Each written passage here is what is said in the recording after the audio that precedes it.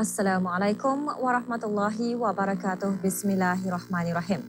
Atlet negara Olimpik khas Brunei Darussalam SOBD mengharumkan nama negara apabila muncul juara di kejohanan bola sepak 5 orang sepasukan Asia Tenggara Unified Football yang berlangsung di Filipina pada 16 November hingga 20 November baru-baru ini. Kepulangan para atlet malam tadi dialu-alukan oleh Yang Berhormat Pihin Datuk Laila Raja, Major Jeneral Bersara Datuk Paduka Seri Haji Awang Halbi bin Haji Muhammad Yusof, Menteri Kebudayaan Belia dan Sukan, dan Lieutenant Colonel Bersara Pengiran Haji Ramli bin Pengiran Haji Bunut, pengerusi SOBD. Berita penuh mengenainya dapat diikuti dalam Buletin Sukan.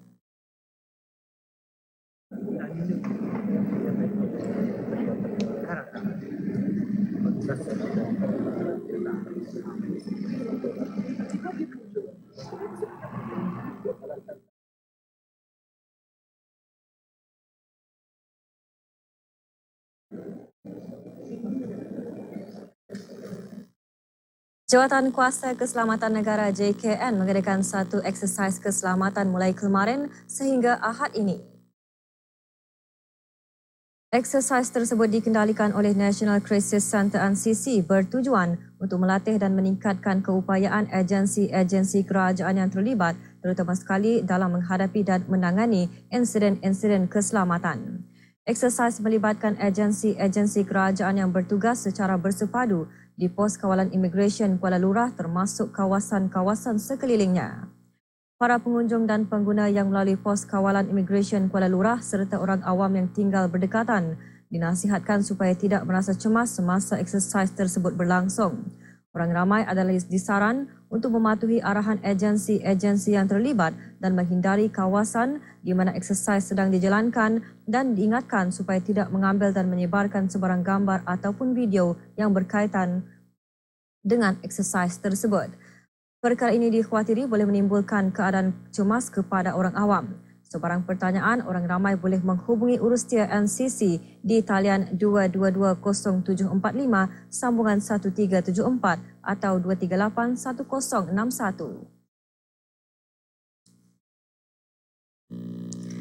Para pelajar digesa agar sentiasa berpegang teguh kepada nilai-nilai Melayu Islam Beraja sebagai jati diri bangsa untuk menangkis pelbagai anasir-anasir negatif maupun cabaran sosial yang boleh menggugat ketenteraman bangsa dan negara. Seruan dibuat oleh Timbalan Menteri di Jabatan Perdana Menteri pada Majlis Penyampaian Anugerah Pelajar Cemerlang Sekolah Menengah Yayasan Sultan Haji Hassanal Bolkiah bagi tahun 7 hingga tahun 10 kemarin. Datuk Paduka Awang Haji Muhammad Roslat bin Haji Muhammad Daud juga menekankan keperluan untuk terus membina dan menanamkan kepribadian para pelajar selaras dengan kualiti yang telah ditekankan dalam sistem pendidikan negara abad 21 SPN 21. Datuk Paduka Awang Haji Muhammad Roslan seterusnya mengetengahkan peranan ibu bapa dan penjaga, guru-guru dan sekolah dalam mencapai kecemerlangan pelajar. Saya percaya kecemerlangan pelajar-pelajar hari ini juga adalah hasil pedal lelah ibu bapa dan penjaga yang tidak jemu-jemu mendidik, memberi dorongan dan sokongan terhadap pembelajaran anak-anak mereka. Namun, berdasarkan hasil-hasil kajian, guru-guru amat memainkan peranan penting untuk memastikan pencapaian cemerlang yang berterusan kepada para pelajar. Dari perspektif dan keunggulan sesebuah sekolah, ianya sering dilihat berdasarkan kualiti pelajar yang dilahirkan oleh sekolah tersebut. Keadaan ini menuntut agar potensi sesebuah sekolah dikembangkan sepenuhnya. Pada majlis ini, 51 orang pelajar menerima anugerah atas pencapaian cemerlang mereka dalam akademik, pembaca terbaik dan kedatangan sekolah. Selain memberi pengiktirafan dan penghargaan kepada para pelajar yang mencapai prestasi yang cemerlang di dalam bidang akademik, majlis yang diadakan setiap tahun ini juga menjadi sumber inspirasi dan motivasi kepada pelajar lain untuk terus berusaha dengan lebih gigih dalam mencapai matlamat pembelajaran yang cemerlang.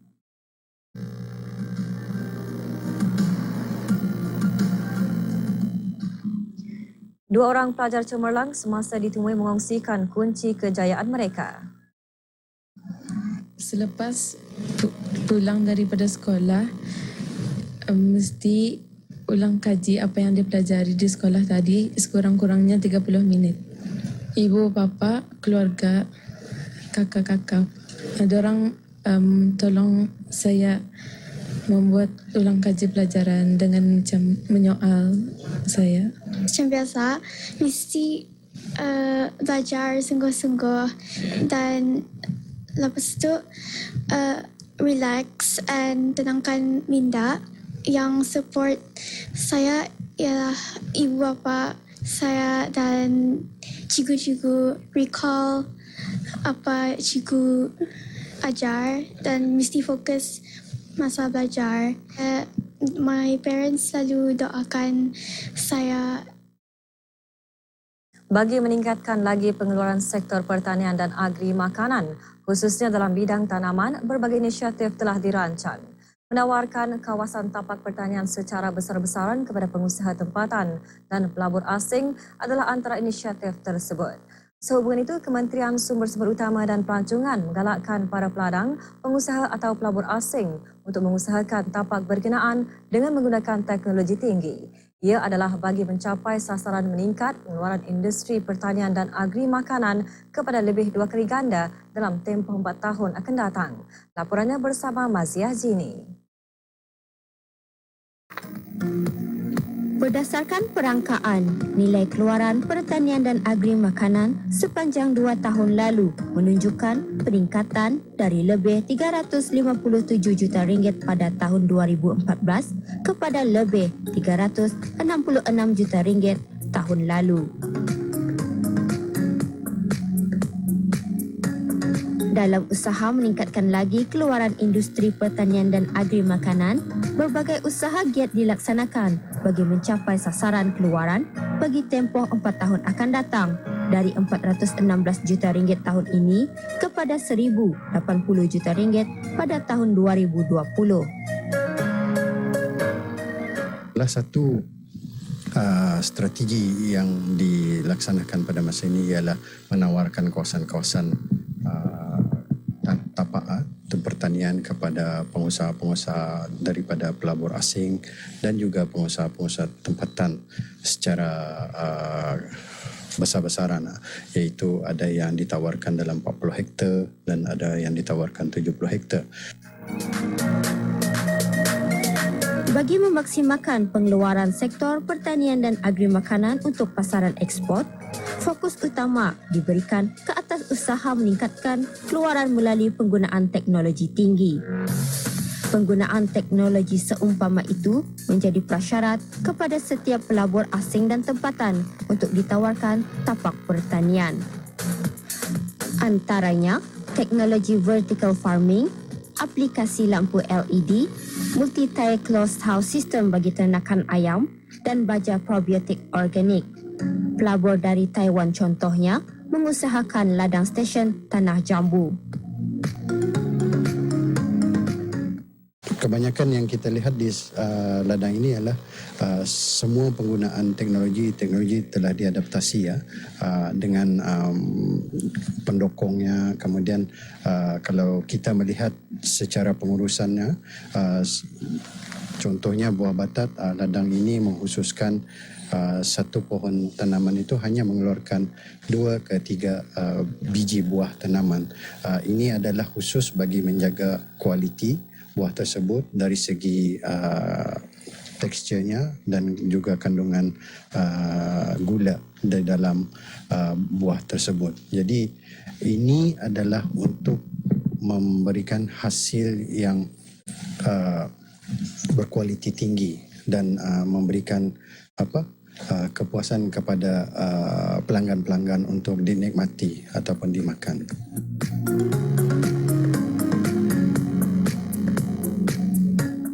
Beberapa buah kawasan kemajuan pertanian KKP dan tapak pertanian dikenal pasti untuk ditawarkan dan dimajukan oleh pengusaha serta pelaburan tempatan dan Foreign Direct Investment (FDI).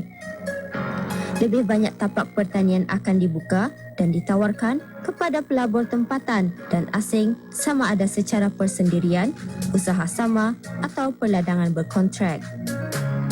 Laporan Mazia Jini untuk Berita RTB. Darussalam Enterprise Day merupakan landasan yang memudahkan para pengusaha tempatan untuk mendapatkan tidak balas secara langsung terhadap apa jua masalah dan urusan yang berkaitan dengan perusahaan. Sekarang itu, DAR melibatkan agensi-agensi kerajaan dan swasta yang berkaitan dalam mencari jalan penyelesaian terhadap masalah yang dihadapi oleh para pengusaha tempatan.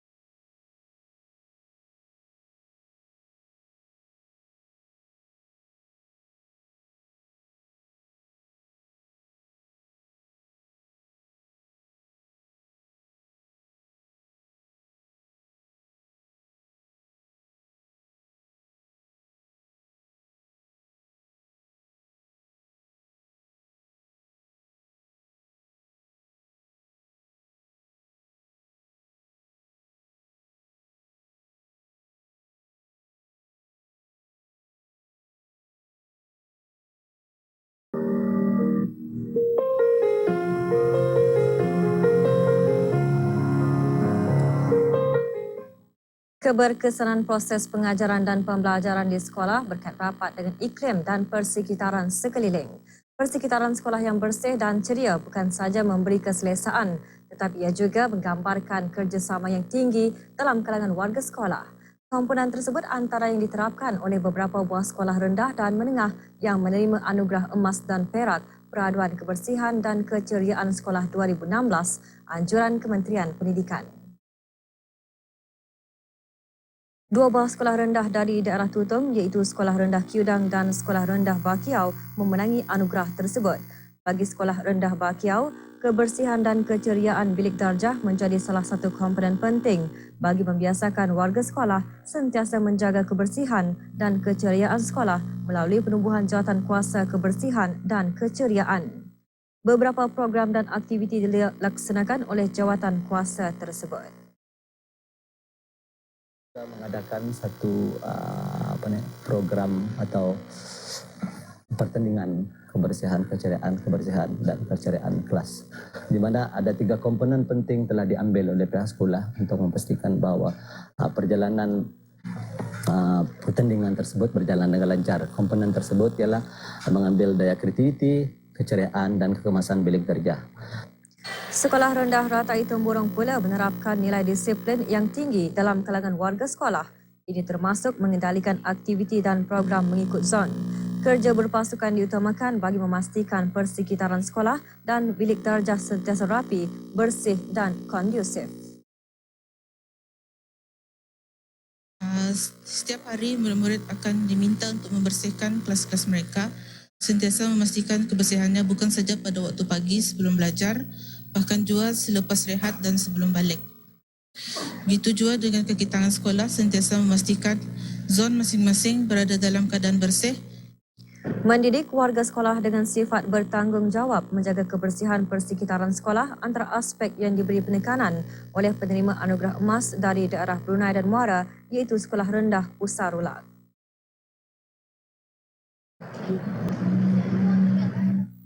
I think it's about just making sure that we continue to develop this sense of responsibility and that it becomes a sense of responsibility for all, not just students and teachers, but everyone involved in our school community.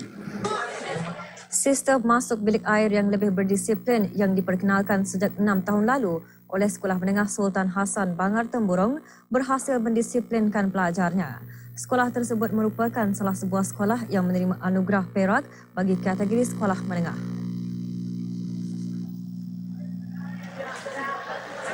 Kami nampak pencapaiannya di mana penuntut lebih berdisiplin dan tandas pun dijaga dengan begitu rapi, dan cara sistem ini diperkenalkan iaitu tandas telah pun dikunci. Tandas berkunci ini hanya dikenakan kepada tandas penuntut sahaja. Bagi mempertahankan dan mengekalkan serta memperkasa pantun Melayu Brunei yang diwarisi secara turun-temurun, pelbagai usaha telah dilaksanakan. Dewan Bahasa dan Pustaka merupakan agensi kerajaan yang mengambil inisiatif bagi mengkayahkan penyelidikan mengenainya di negara ini.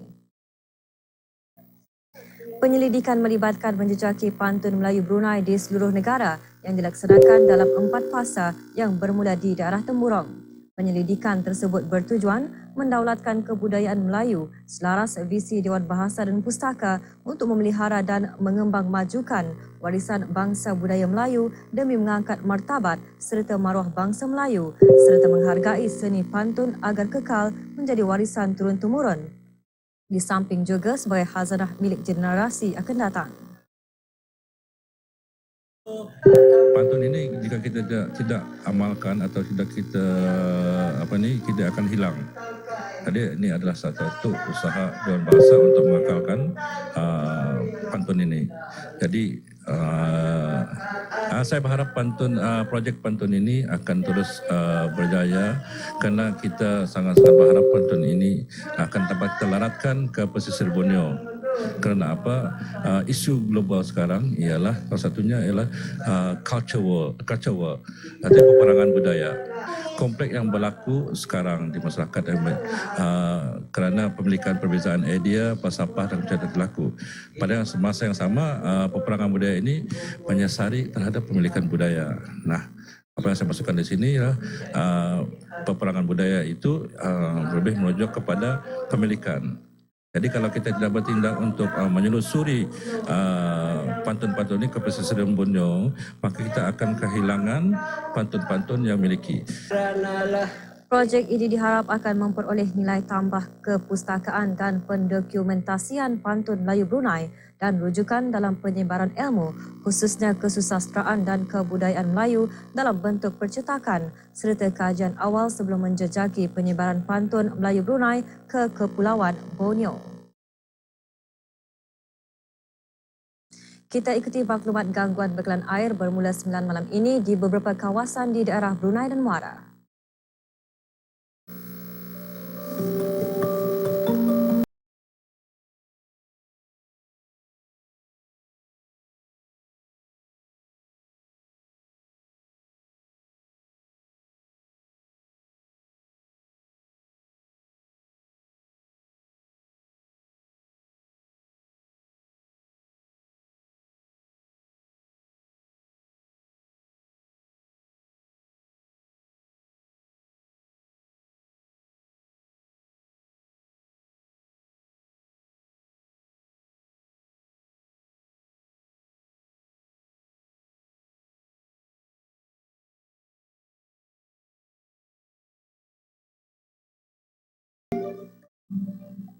Antara bahan berita luar negara pagi ini, latihan ketenteraan antara NATO dan tentera Iraq akan diadakan pada tahun 2017 dan gempa bumi berukuran 7.4 magnitude melanda Jepun.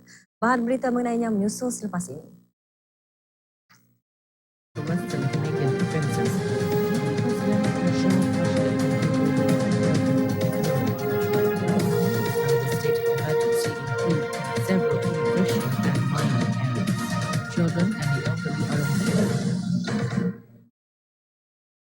Setiausaha Agung NATO Jens Stoltenberg dalam sidang media di Turki memberitahu negara-negara blok akan terus melaksanakan latihan bersama tentera Iraq dalam tahun 2017.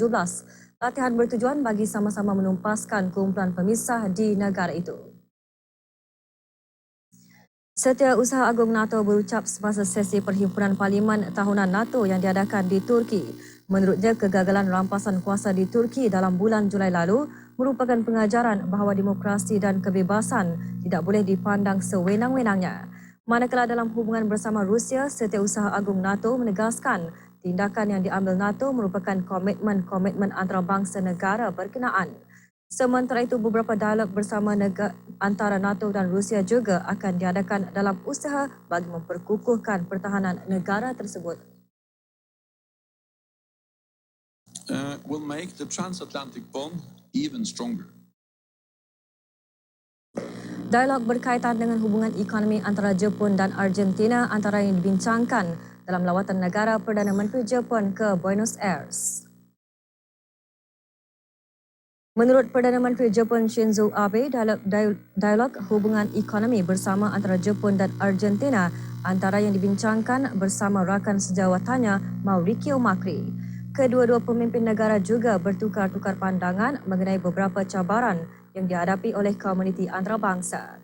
Perkongsian mengenai kepentingan kedamaian dan kestabilan sejagat turut dibincangkan. Tuan Abe berucap demikian selepas mengadakan mesyuarat dua hala bersama Tuan Macri di Istana Kerajaan Casa Rosada di Buenos Aires. Sebelum mesyuarat tersebut, kedua-dua buah negara juga menandatangani beberapa perjanjian kerjasama antara Argentina dan Jepun. Pertubuhan Bangsa-Bangsa Bersatu menggesa bantuan kemanusiaan yang ditingkatkan di Syria selepas 8 orang kanak-kanak dilaporkan maut dalam serangan baru-baru ini. Kenyataan itu dikeluarkan susulan kebimbangan pertubuhan dunia itu dengan nasib 200,000 penduduk yang masih berada di kawasan jajahan kumpulan pemisah itu. Pemerhati hak asasi kemanusiaan yang berpangkalan di United Kingdom melaporkan sekurang-kurangnya 8 orang kanak-kanak terbunuh di kejiranan Furqan yang terletak di barat Aleppo. 10 daripada mangsa tersebut merupakan kanak-kanak berusia dari 6 hingga 12 tahun yang bersekolah di Saria Hausun di daerah Al-Furqan. Manakala beberapa orang kanak-kanak dan orang dewasa yang mengalami cedera parah dikejarkan ke hospital berdekatan bagi rawatan lanjut. Berdasarkan laporan yang diberikan oleh pihak pemerhati Syria, serangan udara terus meningkat di kawasan berkenaan yang menyasarkan daerah-daerah timur Aleppo di bangunan-bangunan kesihatan antara yang sering menjadi sasaran serangan udara berkenaan. Sebuah kemah didirikan di sebuah bandar berdekatan Mosul bagi memudahkan kanak-kanak di kawasan itu menghadiri sesi pembelajaran. Kanak-kanak tersebut merupakan beribu-ribu penduduk yang kehilangan tempat tinggal selepas tentera Iraq yang disokong oleh Amerika Syarikat melancarkan serangan bagi menakluki semula bandar Mosul dari kumpulan IS bermula 7 Oktober lalu. Pertubuhan Antarabangsa bagi Penghijrahan IOM memberitahu sekurang-kurangnya 34,000 orang meninggalkan rumah-rumah mereka di kawasan Mosul sejak operasi tentera dilancarkan. Susulan itu bagi memastikan kanak-kanak di kawasan berkenaan menerima pendidikan sewajarnya, sebuah sekolah dibina di Kemah Jad'ah di Bandar Qayyarah.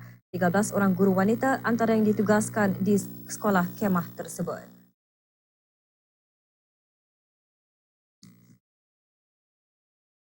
Amaran tsunami dikeluarkan di Jepun selepas gempa bumi kuat berukuran 7.4 magnitudo dilaporkan melanda utara Jepun.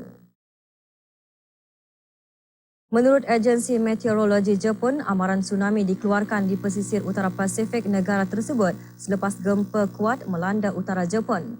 Ombak besar setinggi 3 meter juga dijangka melanda kawasan tersebut. Gegaran gempa juga melanda di Tokyo dan luar pesisir Fukushima. Menurut agensi berkenaan, gempa berlaku pada pukul 6 pagi waktu setempat dengan kedalaman 10 km. Bagaimanapun, tiada sebarang laporan kerosakan atau angka korban dilaporkan.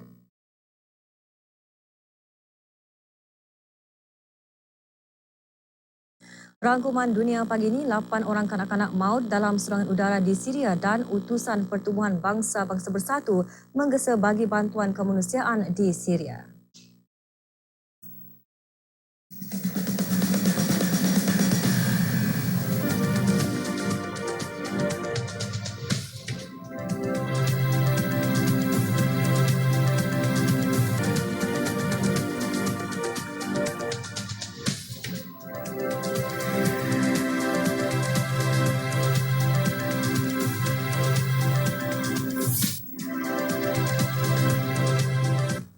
ربما هو ينتظر إدارة جديدة في الولايات المتحدة، ربما ينتظر أمين عام جديد